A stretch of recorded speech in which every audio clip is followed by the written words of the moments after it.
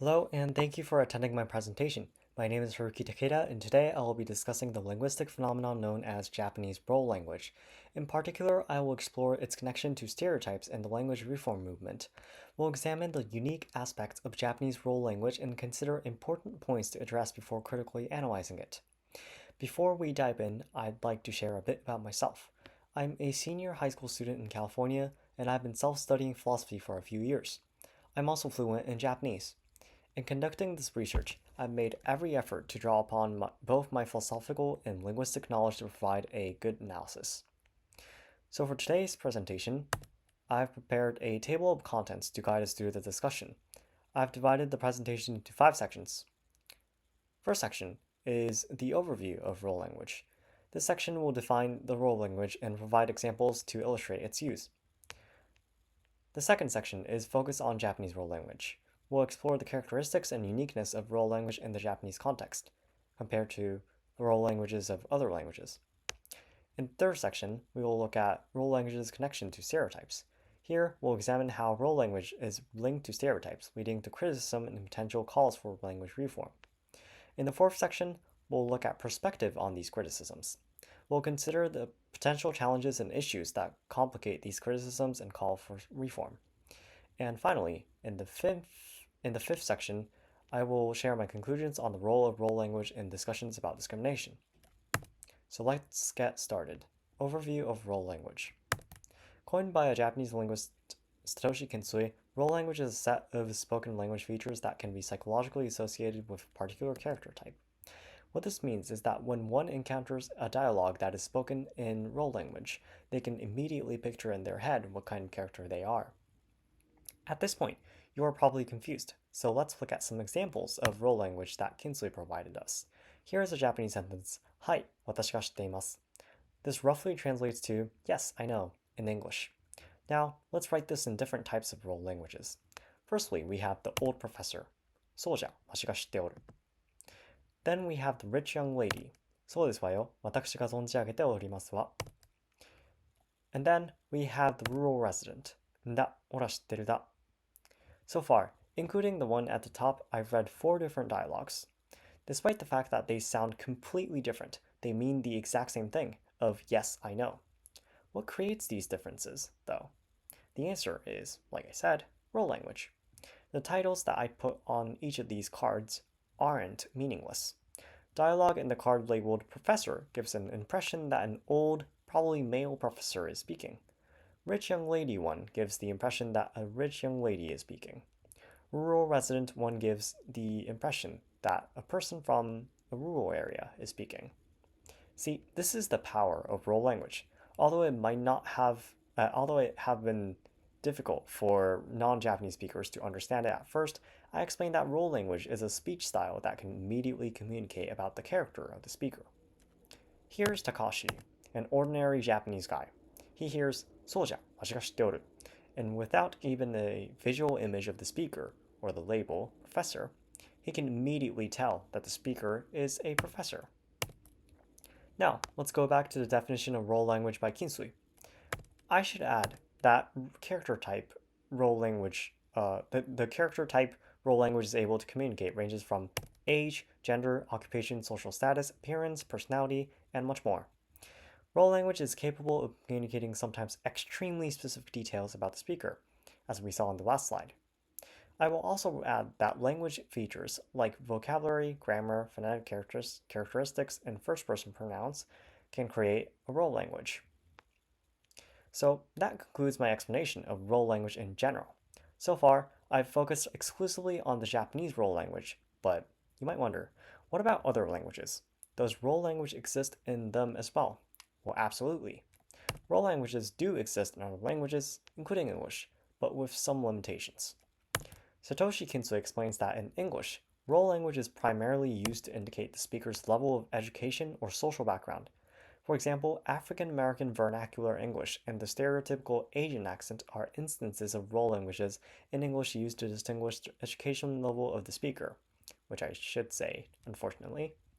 As such, the English role language does not have the same freedom and capability of expression as Japanese role language. As it turns out, not only English but the entire European role language lacks an expression. A part of a reason for this is the Japanese language's sheer amount of self-pronouns. 僕、私、俺、自分、私、あたい、わし、拙者、ちん、わい、わいじゃない、我、おいら、おら、etc., etc. They all carry different nuances and use cases. And there is much more than this. In comparison, European languages typically rely on a single pronoun, such as I in English or yo in Spanish, which limits their capacity for diverse role language expression. So far, we have covered what role language is and why Japanese role language stands out. Now we will look at role language's connection with stereotypes and why this usage upsets some people. Firstly, there's one important detail about role language that I need to share, and it is that they are rarely used in real life. The professor language, or rich young lady language, rural resident language, they are all speech styles that are used primarily in fiction, like literature, TV shows, comic books, but not in real life. Role language is, after all, a stereotype of how certain people speak. These stereotypes could be correct or could be not. And when they are not, role language is accused of misrepresenting a particular group. An example is onna kotoba, or women language. That is spoken by, you guessed it, female speech figures. In this particular role language, submissive, less confrontational tone, and honorific expression is used. For this reason, the usage of onna kotoba is blamed by some for spreading harmful stereotypes of females. In countries outside Japan, the movement to reform languages in a gender-equal manner has been quite popular for decades. For example, in English, activists are calling to use alternative spelling for words derived from masculine terms, like writing women as women, history as her story. Other than that, they are working to eliminate female occupational nouns like actresses. Here, I only brought up English, but in various other languages, notably Spanish, a similar movement is occurring. At this point, we have a concern. Role language is a device that can communicate details about the speaker implicitly, but at the same time, it stands in close relationship with potentially harmful stereotypes. So what should we do with role languages? Like the feminist language reformers are trying to do for female occupational nouns, should we eliminate role language as a whole? As such, I should say that the feminist language reform movement is anticipated to have an influence on the ongoing Japanese conversation surrounding role language.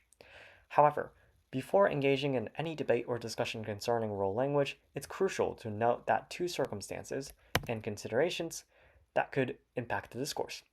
Understanding these foundational elements is essential to having well-informed and productive discussion about the nuances and implications of role language in the context of Japanese culture and communication. So before diving into the first point, I will provide you with this little So before diving into the first point, I will provide you with this little paraphrased quote by Satoshi Kinsui. He says that role language in Japanese is deeply embedded in the culture, social norms, and historical context of Japan. These nuances, I think, are unique to Japanese society and don't have direct equivalents in other languages. This also means that role language isn't just a feature of language itself, it's also a reflection of the values and traditions that have shaped Japanese society over centuries. So now we can talk about this guy, W.V. Quine. W.V. Quine is a philosopher who argues these two things. Firstly, he argues that meaning isn't just about individual words, it's determined by an entire linguistic framework. So when translating, we have to consider the whole language, including its cultural and contextual aspects, not just isolated sentences. He also says that there is no single correct way to translate a sentence between languages. Multiple valid translations can exist, each preserving different aspects of the meaning. These two ideas lead to the same conclusion, which is that to fully understand role language, we must consider not only the linguistic aspects, but also the cultural and contextual nuances that shape its use. Quine's theories show us that meaning is deeply embedded in the broader framework of language and culture, making translation a complex task where certain subtleties may be lost. In the case of Japanese role language, this complexity is even more pronounced due to its cultural specificity. that Kinsley said. Therefore, efforts to transform and reform role language must be approached with a deep understanding of the underlying cultural context to preserve its full meaning and significance. As a second disadvantage of eliminating Japanese role language, female author and translator Kyoko Hirano brings up its practical use as a show-don't-tell tool in storytelling. Role language allows authors to convey character details implicitly without explicitly stating them, making it easier for a reader to identify who is speaking. When it comes to translated literature, Hirano also points out that, unlike original Japanese works, translations don't share the same social background, culture, customs, and basic content with the reader. This means that even the gender of the characters might not be immediately obvious.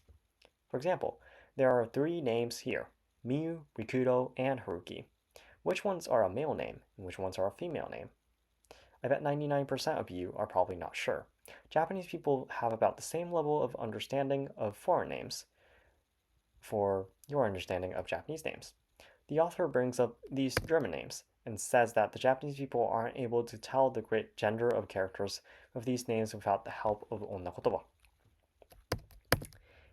In conclusion, role language is a distinctive and integral part of Japanese linguistic landscape, deeply embedded in its culture, literature, and communication.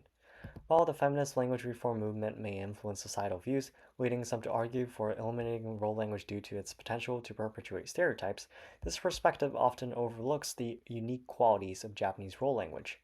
Unlike Western languages, Japanese role language has a level of specificity and cultural nuance that is irreplaceable in both spoken and written communication. Quine's theory of indeterminacy of translation further complicates the argument against role language by highlighting how difficult it is to fully understand and accurately translate the cultural and linguistic subtleties of another language. Activists advocating for feminist language reform may not fully grasp the complexities of Japanese role language, and therefore their critiques may not be applicable or valid in the Japanese context. Kyoko Hirano's insights emphasize the potential consequences of embracing role language in the name of combating discrimination. Such an action could strip Japanese literature and essential storytelling tools, diminishing the richness and depth that role language brings to character development and narrative structure. So, while reform movements may be well-intentioned, they need to be carefully considered within the specific cultural and linguistic framework of the Japanese language. And that's it. Thank you very much.